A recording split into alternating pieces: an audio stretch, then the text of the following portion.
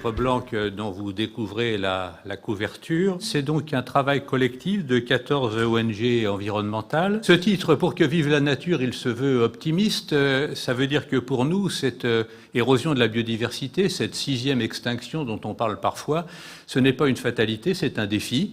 C'est un défi que nous pouvons relever et nous en donnons des exemples dans le livre blanc.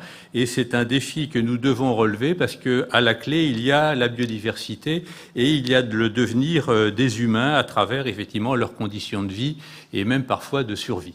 Merci Bernard.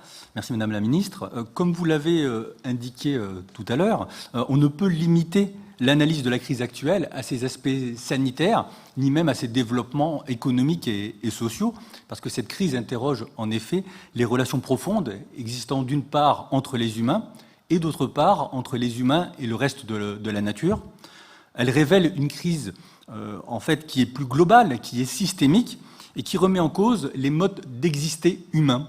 Par rapport à ce constat, nos 14 ONG ont choisi de publier un livre blanc pour la biodiversité qui entend contribuer à définir une nouvelle trajectoire collective et globale en se fondant sur une alliance entre les humains et le reste de l'écosphère.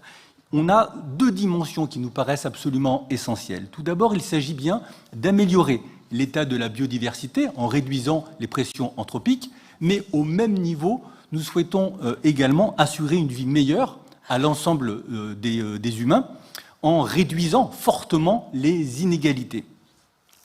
Pour réaliser cela, la sobriété est effectivement un axe majeur qui est au cœur de cette transformation. Il nous faut évidemment diminuer considérablement les vulnérabilités de nos sociétés et aussi augmenter nos capacités de résistance et de résilience. Il s'agit bien ici d'anticiper les crises à venir, et notamment les crises environnementales, en restaurant dès à présent les fonctionnalités écologiques. Pour cela, nous avons différentes solutions, et notamment une qui est vraiment essentielle, ce sont les solutions fondées sur la nature, parce qu'elles sont susceptibles de produire d'importants effets et de façon assez rapide.